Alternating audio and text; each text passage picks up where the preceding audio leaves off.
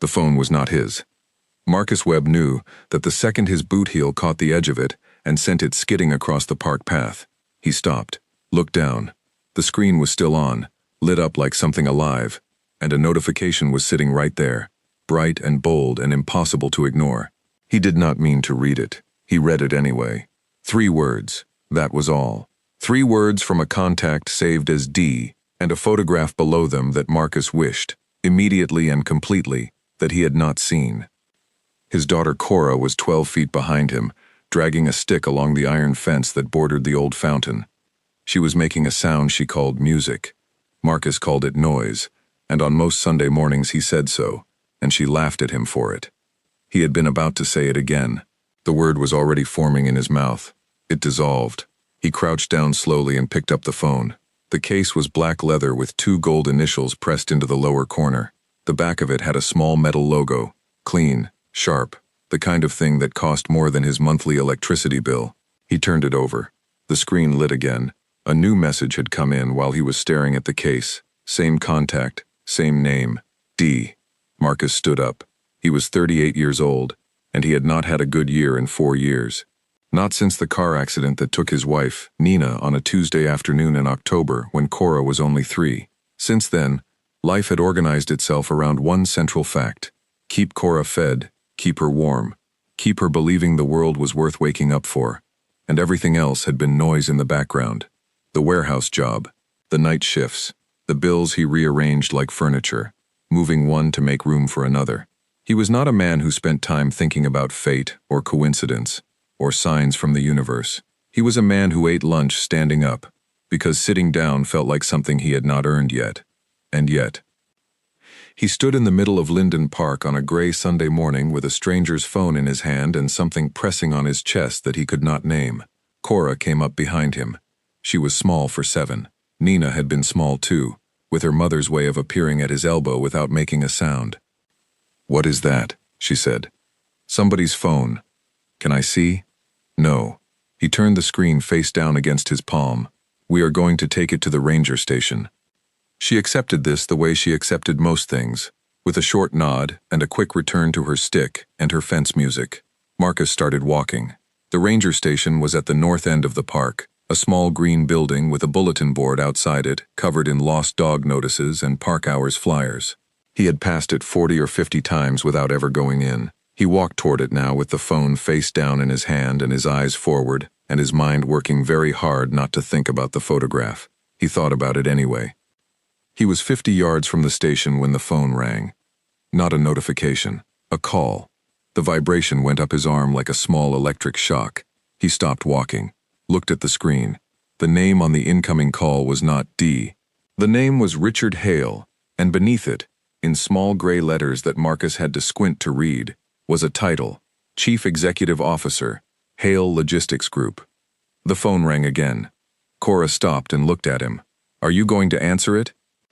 He should have kept walking. He knew that. He should have walked those last 50 yards, handed the phone to whoever was behind the green door, and gone home to make Cora her Sunday pancakes. The ones she liked with the blueberries pressed in while they were still on the griddle. He should have done the simple thing. He answered. "Where are you?" The voice on the other end was sharp, controlled, and moving fast. The voice of a person who had not stopped moving in a long time. "I need the Wallace contract on my desk before 11. Where are—" A pause. A short one. Then, "Who is this?" Marcus looked at the ranger station, still 50 yards away. "I found your phone," he said. Silence. Not just quiet. The deep, dense kind of silence that comes when someone is recalibrating very fast. "You found it." The voice had changed. The speed had come out of it. What was left was flatter, careful. "Where?" "Linden Park, on the path near the south fountain." Another pause. Shorter this time. "Is the screen locked?" "It was not when I found it," Marcus said. He did not say anything else. He did not explain what he had seen. He was not sure yet if that was the right thing or the wrong thing, and he had learned, slowly and at some cost, not to speak when he was not sure. "I will be there in 20 minutes, Richard Hale said. "Do not go anywhere." He did not ask. He informed. Marcus noticed that. Then the line went dead. Cora was looking at him with her head tilted the way she did when she was trying to figure out if something was serious or just adult complicated.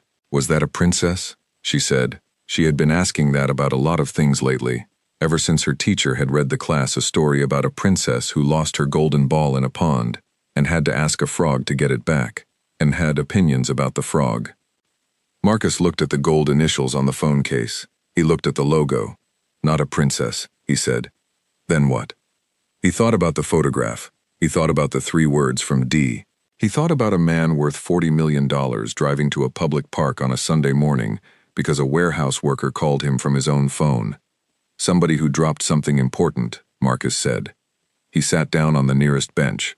Cora sat beside him and resumed her stick project, drawing lines in the gravel between her feet. Marcus held the phone and waited. The sky above the park was the color of old pewter, heavy and low, and the trees along the north path were losing the last of their October leaves in slow, unhurried turns. A woman jogged past with a dog the size of a small chair. A couple pushed a stroller through a puddle without looking where they were going. Marcus turned the phone over once in his hands, then once more. He did not look at the screen. He thought instead about what a man sees when someone else's life opens in front of him without warning. He thought about the word that had been at the top of that photograph, the word that D had written before sending the image. Careful, quiet, devastating in the way only true things can be devastating. He thought about the face in the photograph. Young, pale, eyes closed, tubes and machines arranged around it with the terrible orderliness of a hospital room. He thought about what it meant that a father's phone had that photograph on it, what it meant that the father had not answered before the phone was lost. The gravel crunched. Marcus looked up. The man walking toward him did not look like what Marcus had imagined. He was tall, taller than the voice suggested, and wearing a gray coat that had probably cost a great deal of money but was hanging off him wrong, like it had been put on in a hurry, or perhaps had been on for too long. His hair was silver at the temples and darker above, and his face was the face of a man who had slept, but not well, and not enough. He was looking at Marcus the way people look at the person holding something they need, direct, fast, and just slightly afraid of what the handover might cost them. He stopped in front of the bench. Marcus stood and held out the phone. Richard Hale took it. He looked at the screen. Something moved behind his eyes, brief, controlled, gone before it had fully arrived. He slid the phone into his coat pocket and looked at Marcus with the expression of a man who has just conducted a transaction and is now determining whether it is finished. Cora looked up from the gravel. "Are you sad?" she said. Richard Hale looked down at her. He blinked once. "No," he said. She stared at him, the way she always stared, with the steady, uncomplicated honesty of a child who had not yet learned that sometimes you look away to be polite. "You look sad," she said. Marcus put his hand on her shoulder. She went back to the gravel. Richard Hale looked at Marcus. He opened his mouth to say something. "Thank you, probably. Or perhaps nothing at all. Just a nod and a turn and the sound of expensive shoes on gravel moving away. But Marcus spoke first. He did not plan to. The words came up the way honest things sometimes do, without ceremony, without calculation, without any particular care for whether they were welcome. "The screen was open when I found it," he said. "I saw the message from the contact you have saved as D. I saw the photograph. The park did not go quiet. Parks do not do that. The dog was still somewhere nearby, the jogger still rounding the path, the stroller still squeaking over puddles. But between these two men, on this bench, in this particular square of gray October morning, something stopped. Richard Hale went very still. Marcus held his gaze. "I did not look for it," he said. "I want you to know that, but I think you should know that I saw it." A long moment passed. Then Richard Hale put both hands in his coat pockets, looked at the ground once, and breathed out through his nose, like a man setting something heavy down. He did not answer, not yet. But he did not walk away. And Marcus, who had learned in 4 long years to read the silences of people who are carrying more than they can hold, understood that this, whatever this was not finished. The silence between them did not break. It shifted. That was the difference. Marcus had learned to tell the difference. A silence that breaks has a clean edge to it. Someone laughs, or clears their throat, or says something that resets the air. A silence that shifts is something else entirely. It changes shape without filling. It stays. Richard Hale turned and sat down on the bench. Not invited, not with Marcus's permission. He simply sat, the way a man sits when his legs have decided something his pride has not finished agreeing to yet. He sat at the far end, leaving a full cushion of space between them, and he put his hands on his knees and looked at the fountain ahead of them, the old stone basin where water had long since stopped running for the season. Cora had migrated a few feet down the path. She was building something now, arranging small stones in a pattern only she understood. Marcus watched her for a moment, then he looked back at Richard Hale. The man was still staring at the fountain. His jaw was set. His hands on his knees were the hands of someone keeping themselves from doing something. Marcus had seen that before. He had done that before. The particular stillness of a person who has decided the only safe thing is to not move. His name is Owen, Richard said. He said it the way people say things they have been not saying for a long time, without preamble, without warmth or apology. Just the name, dropped between them like a stone into still water. Marcus did not respond. He had learned that too. When someone finally begins to speak, the worst thing you can do is fill the space. You wait. You let the stone sink. He is 26, Richard said. He has been in the hospital for 11 days. The wind moved through the line of maples along the north path. A few leaves let go. D is Daniel, Richard said. Daniel Frey. Owens. He stopped. The sentence had a word at the end of it, and the word was sitting right there, and Richard Hale did not say it. He pressed his mouth together and looked at his hands. I know what D is, Marcus said quietly, not unkindly, just clearly. Richard looked at him then. A fast, sharp look, the look of a man checking for judgment the way you check a bridge before you put your weight on it. He found nothing on Marcus's face that he needed to defend himself against. Marcus was not built for judgment. 4 years of sleeping in a chair beside a hospital bed, then raising a child alone in a 2-bedroom apartment near a freight yard, had taken most of that out of him. His husband, Richard said. Finally, the word had been sitting behind his teeth for a long time, Marcus thought. It came out worn, like something that had been handled too often in the wrong way. He has been sending me photographs every 3 days, Richard continued. I did not ask him to. He sends them anyway. He paused. This last one, he also wrote that Owen has been asking for me, not all the time, when the medication allows it. He stopped again, looked at the fountain. Marcus did not say anything. Cora called out from somewhere down the path. Dad, I found a good one. She held up a flat gray stone, the kind she collected obsessively. He gave her a thumbs up. She went back to her arrangement. You have a daughter, Richard said, not a question. 7 years old, Marcus said. Her mother? 4 years ago, Marcus said. Car accident. Richard Hale looked at Cora. He looked at her the way people look at children when something in them has just been struck, not with pity, which Marcus had learned to recognize and dislike, but with something older than that. Recognition, maybe. The understanding that some things come in early and stay. I have been telling myself, Richard said slowly, that I was waiting for the right time, to go, to be there. He said it with the careful deliberateness of a man who knows he is lying, but has not yet decided to stop. That there would be a moment when it made more sense. There is not, Marcus said. The words were quiet and flat, and there was no cruelty in them, because Marcus had not said them to cut. He had said them because they were true, and he knew them to be true from a very specific direction, from the direction of a man who had waited for the right moment to say certain things to his wife, and had run out of moments on a Tuesday afternoon in October, without any warning at all. Richard turned and looked at him fully. When I found the phone, Marcus said, I was coming to hand it in. That was all. I was not looking for anything. I was not trying to see your business, but the screen was on, and the message was there, and I am not able to unsee it. He paused. I picked up the phone because it was the right thing to do. I am telling you this because it is also the right thing to do. What you do with it is yours. Richard stared at him. You do not know me, he said. No. You have no idea what the situation is, what has happened in my family. What has been... He stopped. His voice had begun to pull at the edges. He controlled it, the kind of control that looked practiced. You cannot possibly know. I cannot, Marcus agreed.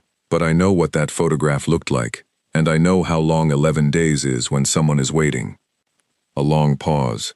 Cora had abandoned the stone arrangement and was now sitting cross-legged on a nearby bench, eating the granola bar Marcus had put in his jacket pocket 2 hours ago and forgotten. She ate it with complete concentration, the way she did most things. His heart did a small, familiar ache at the sight of her. "Why did you answer the phone?" Richard asked. Marcus considered. "I was 50 yards from the ranger station," he said. "I was going to hand it in and be done with it, but it rang and He thought about that moment, the vibration in his hand, the title under the name. "I suppose I thought that if someone was calling, they needed to reach the phone, and the phone needed to be reached. That is a very simple reason. Most good reasons are." Richard was quiet. He pulled the phone from his pocket and looked at the screen, not at the messages, just at the time. His face went through something that Marcus could not fully track, something complicated and tired. "My company is worth $40 million, Richard said. He said it without pride. He said it the way you say a number that has stopped meaning what you thought it meant. "I have 312 employees. I have been building this for 22 years, and I have been sitting in my office for 11 days and not going to the hospital." Marcus said nothing. "Because going means—" Richard stopped, pressed his thumb against the phone case. "It means that certain things become real, and once they are real, I cannot manage them the way I manage everything else. I cannot put systems around them. I cannot—" He stopped again. The sentence had run out of somewhere safe to land. "He is your son," Marcus said. "Yes. That is the only system there is." Richard Hale sat with that for a long moment. Around them the park moved. Joggers, a child on a bicycle too big for him, 2 old men with matching thermoses. The world going about its Sunday with no knowledge of or interest in what was happening on this bench. Then Richard did something that Marcus had not expected. He laughed. It was short and without much humor, but it was real. "My assistant is going to be furious," he said. "I had calls at 11. "Calls can wait," Marcus said. "Contracts cannot." "Some things cannot wait either," Marcus said, and he said it simply, without weight or drama. "The way you say something you know is true, and do not need to perform." Richard looked at him. The look had changed. The checking the bridge look was gone. What had replaced it was something more open, which on a man like Richard Hale looked almost strange, like a window in a building you had always seen with closed shutters. "May I ask you something?" Richard said. Marcus nodded. "You said you know what 11 days is when someone is waiting." His voice was careful, precise. "You said it like a man who has counted them." Marcus looked at Cora. She had finished the granola bar and was now attempting to teach a pigeon to sit on her outstretched arm. The pigeon was not cooperating. "After the accident," Marcus said, "my wife was in the hospital for 9 days before she passed away. I sat beside her for most of them." He paused. "I left twice. To shower. To bring Cora to my sister. Both times. I walked back in the door. I thought, what if the moment had been that one? The one I missed?" He let the silence sit for a moment. "It was not. I was there, but I have never stopped thinking about those 2 times I was not." Richard Hale said nothing. "Every day that passes," Marcus said, "is a day that cannot be given back. That is not a lesson anyone teaches you. It is one you learn when it is too late to be useful, usually. But sometimes," he looked at Richard steadily, "sometimes, someone tells you before." The quiet that followed was long and layered, not uncomfortable.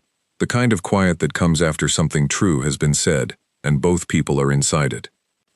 A minute passed, maybe 2. Then Richard Hale stood up from the bench. He straightened his coat. He looked at Cora, who had given up on the pigeon, and was now examining a beetle on the path with great seriousness. Then he looked at Marcus. "I am going to the hospital," he said. Marcus nodded once. Richard reached into his coat, the inner pocket, not the phone pocket, and produced a business card. He held it out. "I do not know why I am giving you this," he said, "except that I think I would like to have given it." Marcus took the card, looked at it once, slid it into his own pocket. Richard Hale extended his hand. Marcus took it. The handshake was firm, and Richard held it a beat longer than necessary. Marcus recognized that too, the handshake that is really something else dressed up in formality. Then Richard let go, turned up the collar of his coat against the wind, and walked north along the park path. Marcus watched him until he was past the maple line and out of sight. Cora appeared at his side. "Did you give him his phone back?" "Yes." Was he glad? Marcus thought about the conversation, about the fountain and the bench and the silence that shifted instead of breaking. About the word that Richard had finally said after so long, about the hospital 11 days in and a young man waiting. "I think so," Marcus said. "I think he needed more than just the phone back." Cora thought about this. Then, "Can we get pancakes?"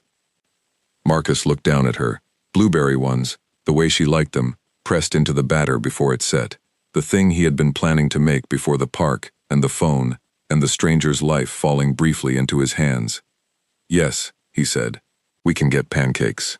He took her hand and they walked south toward the park exit, Marcus with his free hand in his jacket pocket, his fingers touching the corner of a business card he had not decided what to do with yet.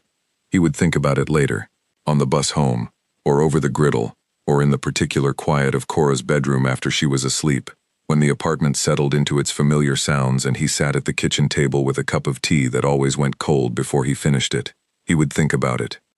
For now, he walked his daughter out of the park on a gray Sunday morning, and the leaves came down from the maples one at a time, slow and unhurried, like they had nowhere they needed to be. 3 days passed. Marcus did not take them out or examine them. He just let them pass the way most days passed. Shift, sleep, school run, repeat. Wednesday brought a split bag of groceries in the parking lot and rice all over the ground. Thursday brought a pipe under the kitchen sink that decided it was done cooperating. Friday brought a note from Cora's teacher saying Cora had given her pencil case to a classmate who had arrived at school without supplies, given the whole thing, pencils, eraser, ruler, all of it, and could Marcus please send her with another one on Monday. Marcus read the note twice. He bought another pencil case. He did not tell Cora she had done something remarkable. He told her she had done the right thing. She nodded like it was obvious. The business card stayed in his jacket pocket. He was not avoiding it. He was not especially thinking about it. It was just there, in the way certain things are there, present without demanding, occupying a small specific space without asking for more. Saturday morning, he was in the warehouse break room with 7 minutes left on his lunch, and a sandwich that was mostly bread. The room smelled of burnt coffee and the particular industrial warmth of a large building in late October. 2 of his co-workers were arguing, cheerfully and at length, about whether a certain midfielder deserved his contract. Marcus ate and did not involve himself. His phone rang. He looked at the screen, an unknown number with a local area code. He almost did not answer. He answered. "This is Richard Hale." A pause, just brief enough to acknowledge that calling required some courage, and that he knew Marcus knew it. "I hope I am not disturbing you." "I am on lunch," Marcus said. "I will be brief." Another pause. "I went to the hospital. Thursday. I want you to know that." Marcus set the sandwich down. "I spent 4 hours," Richard said. "Owen was awake for most of the second hour. We talked." He stopped. "It was not easy." "No," Marcus said. It was not what I feared." He said that carefully, like a man separating 2 things that had been stuck together for a long time. "The fearing of it was worse than the doing of it. That is perhaps obvious to everyone but me." "It is not obvious until you are inside it," Marcus said. A short sound from Richard. Not quite a laugh. Something smaller. "Daniel was in the room when I arrived. He stood up and I thought it was going to be a difficult moment, but he simply said hello and stepped outside to give us time." He paused. "He did not have to do that." "No," Marcus agreed. "He is a composed person," Richard said. There was something in the way he said it, careful, slightly surprised, the tone of a man reassessing a picture he had drawn from a distance and held close for too long. I had not understood that until I was in the same room with him. Marcus looked at the clock on the break room wall. 5 minutes left. Outside the narrow window near the ceiling, the sky was doing something complicated with clouds. "How is your son?" Marcus asked. "Improving," Richard said. The word landed with a weight that told Marcus it was not a word Richard had been able to say for a while. The situation is improving. He will need time, but the direction has changed." "I am glad," Marcus said. "Yes." A pause. "I am calling, because I have been thinking." Richard's voice shifted slightly, the business cadence returning, but softer, applied to something it was not designed for. "I do something for a living that requires me to assess situations and make decisions based on what I observe. I have been doing it for 22 years. I am told I am good at it." Marcus waited. "In the park," Richard said, "you made a decision that had no benefit to you. You answered a stranger's phone. You returned it. You said something true and uncomfortable to someone who had no claim on your honesty. He paused again. And then you sat there with your daughter and a granola bar, and did not ask for anything. There was nothing to ask for, Marcus said. No, Richard agreed. That is my point. He cleared his throat. The sound of papers, a chair shifting, the faint background of an office. I have spent some time this week looking into your situation. I want to be clear that I did this carefully, and that I understand it may feel like an intrusion. I am not a person who is good at asking permission before gathering information. I am working on this. Marcus was quiet. You have been working nights at Dunmore Freight for 6 years, Richard said. You are raising your daughter alone. You are good at your job, your supervisor's words, not a translation of mine. You have also been passed over for a day shift position twice, both times for people with less experience, which appears to be an administrative failure on the part of your employer, rather than a reflection of your performance. Marcus said nothing. He was listening very carefully now. I run a logistics company, Richard said. We have an operations coordinator position in our main distribution hub. Day shift. The hours end at 4. The pay is considerably better than what you are earning currently. There is health coverage. There is a retirement plan. There is also a very demanding operations manager who will expect a great deal of you, and I am telling you this plainly so that you cannot later say you were not warned. The break room was noisier now. Someone had turned the TV up. The argument about the midfielder had expanded to include a third person. Marcus stood and walked to the far corner near the window, turning his back to the room. I want to be clear, Richard continued, that this is not charity. I do not offer charity. I have no patience for it in either direction. This is a position that needs filling, and based on what I know of you, which is now more than what I observed on a park bench, you are qualified for it. If you are not interested, I will not press the matter, but I would like you to consider it. Marcus stood in his corner. Through the narrow window above him he could see a strip of parking lot, and beyond it the gray sky pressing down on the freight yard. He had been looking at that strip of sky, or versions of it, for 6 years. He thought about Cora, about the camping trip he had been rearranging in his mind for 4 months, moving it from spring to summer to autumn, and then quietly into some unspecified future, where it kept not quite fitting.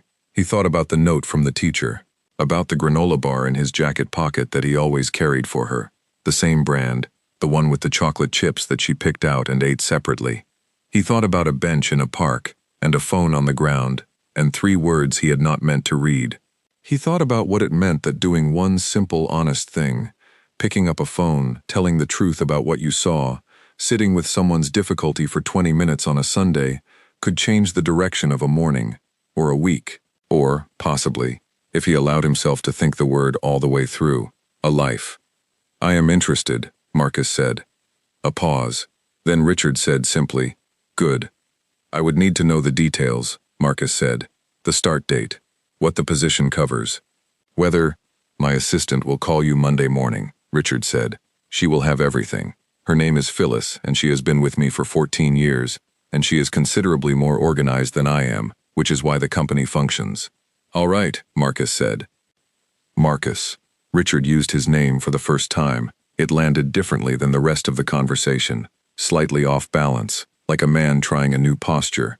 What you said in the park, about certain things not waiting, I have been carrying that around since Sunday. Marcus said nothing. I want you to know it mattered. I just said what was true, Marcus said. That is what made it matter, Richard said.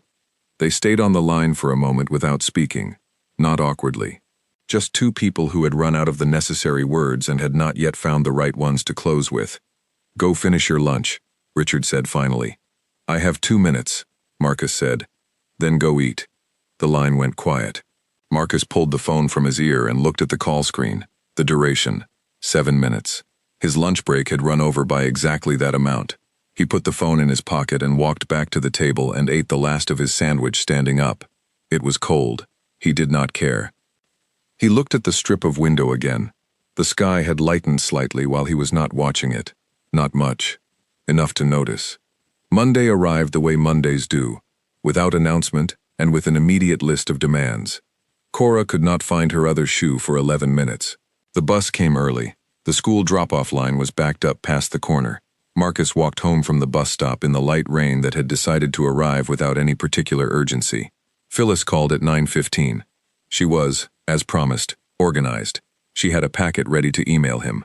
She had answers to questions he had not asked yet. She explained the position thoroughly, the scope, the team size, the reporting structure, and then at the end she said, with the brisk warmth of someone who has learned to hold both things at once, "Mr. Hale asked me to tell you that the start date is flexible. He said you would know what that means." Marcus did know. It meant that if he needed to give proper notice, or arrange Cora's after-school care before switching to days, or simply take a week to breathe before beginning something new, that was acceptable. It was the kind of consideration that cost nothing to offer and meant a great deal to receive. "Tell him 2 weeks," Marcus said. "I will," Phyllis said. "Is there anything else you need from me today?" "No," Marcus said. "Thank you." "Of course." A pause, very brief. "He also asked me to let you know his son came home from the hospital on Friday." Marcus stood in his kitchen with the rain tapping against the window above the sink. He looked at the crooked cabinet handle he had been meaning to fix for 8 months. "I am glad," he said. "Yes," said Phyllis, "so are we." She ended the call. Marcus put the phone down on the counter. He stood there for a moment in the quiet apartment. No Cora, no warehouse, no night shift pressing at the edges. Just the rain in the kitchen and the single crooked handle on the cabinet that he was going to fix today. Right now, he was going to get the screwdriver from the drawer and fix it. He did. It took 4 minutes. The handle was straight. He stood back and looked at it. It was a small thing, the kind of thing that gets left undone for 8 months and then takes 4 minutes. He was aware, standing there, that this was not a metaphor. He had developed a careful distrust of things that were too neat, too symbolic. Life was not a story with clean lessons at the corners. But he was also aware, in a way that was quieter and more private than metaphor, that something had shifted, not changed entirely. He was still the same man, still the same weight, still with the same gray at the temples, and the same ache that would never fully leave. But the direction, the particular orientation of things, that had moved. He thought about Richard Hale sitting on a park bench with his hands on his knees and his coat hanging wrong. He thought about a young man named Owen, awake for part of an hour, seeing his father's face across a hospital room. He thought about Daniel, who sent photographs every 3 days to a man who had not asked for them, because some people understand that consistency is a form of love. He thought about Cora eating a granola bar on a bench with absolute concentration. He thought about Nina. He thought about her the way he always did, not with the sharp breathlessness of early grief, but with the steadier, duller weight of long absence. He thought about what she would say if she could see him in this kitchen with the fixed cabinet handle and the 2-week notice and the day shift that ended at 4. She would say, "It is about time." She would say it the way she said most things, with her chin tilted slightly and the corner of her mouth almost smiling, and her eyes saying the rest of it, the part that words did not need. He stood in the kitchen for another minute. Then he went to the desk in the corner of the living room where he kept the important paperwork and pulled out a notebook and wrote, "Camping trip. Spring." He wrote it clearly, no question mark, no parentheses. Just the 2 words and the season, declarative and plain. Then he put the notebook away and made himself a cup of tea. For once, he sat down to drink it. Spring arrived with the particular indifference of seasons that do not know they have been waited for. 6 months had passed since the park bench and the phone and the strange compressed conversation that had somehow altered the shape of things. 6 months since Marcus had handed in his notice at Dunmore Freight, since Phyllis had called with the paperwork, since he had spent a week relearning how to fall asleep before midnight. 6 months in which Cora had grown 1.5 centimeters, learned to ride her bike without the stabilizers, and developed a strong and vocal opinion about the correct way to fold a burrito. The operations job was hard. Richard had not lied about that. The manager, a compact, fast-moving woman named Caroline who communicated almost entirely in bullet points and had a handshake that some people found alarming, had no patience for uncertainty and very high standards for documentation. Marcus had spent the first month feeling constantly slightly behind. Then something had clicked, the way things click when you have been doing the preparation without realizing it, and he had found his footing. By February, Caroline had stopped explaining things twice. By March, she had asked him to run the new hire orientation session. By April, she told him, without particular ceremony, that he was good at this. It was a Friday afternoon in late April when the camping trip finally happened. Marcus had booked a site 2 hours north, a state park with a lake and a network of hiking trails and a campfire permit system that required more paperwork than he had expected. He and Cora drove up on Friday after school, the car packed with a borrowed tent, 2 sleeping bags that did not match, a bag of marshmallows, a cast-iron pan that was too heavy but that Cora had insisted on, and approximately 47 of Cora's flat stones, which she had packed herself, and which Marcus had discovered only when the bag was already in the boot, and it was too late to do anything about it. They arrived while the light was still good. They put the tent up badly, one side sloping more than the other, the rain cover attached in a way that would certainly prove inadequate if it actually rained. And then they walked down to the lake and sat on a flat rock and ate sandwiches and watched the water. Cora had her knees up and her stone collection spread across her lap, sorting them by something. Color, or weight, or some other criterion Marcus had given up trying to understand. "Dad," she said, without looking up from the stones. "Yes. Are we going to come here again?" He looked at the lake. It was very still. The late light was doing something remarkable with the surface. A low, warm gold that made everything look slightly more valuable than it was. Or perhaps exactly as valuable as it was, and the light was just allowing it. "I think so," he said. "Can we bring better sandwiches next time?" "Yes," he said. "Definitely yes." She nodded, satisfied, went back to the stones. He watched the light move on the water. He had received a short email from Richard Hale 2 weeks earlier. He still thought of it as Richard, not as his employer's contact. They occupied a strange space that was not quite friendship and not quite obligation, something without an existing name. The email had been 4 sentences. Richard had asked how the role was going. He had mentioned that Owen was well. He had said that he and Daniel had attended a dinner at his son's apartment, and that the food had been, in his words, genuinely excellent. And then, in the last sentence he had written, "I have been thinking about what you said, that every day that passes cannot be given back. I am finding this to be less frightening than I expected." Marcus had read it twice. Then he had written back 2 words, "I am glad." Richard had not replied. He did not think he needed to. Now Marcus sat on the flat rock above the lake, while his daughter arranged her stones, and the sun moved lower, and the trees on the far bank went from gold to copper, to the quiet dark of early evening. He sat there the way he used to sit on the park bench after hard nights, not waiting for anything, not calculating anything, just occupying the moment with his full and ordinary attention. He thought about the phone on the path, about the specific sound of it hitting the ground before his boot caught it, about the lit screen and the message from Dee, and the photograph that had stopped his hand.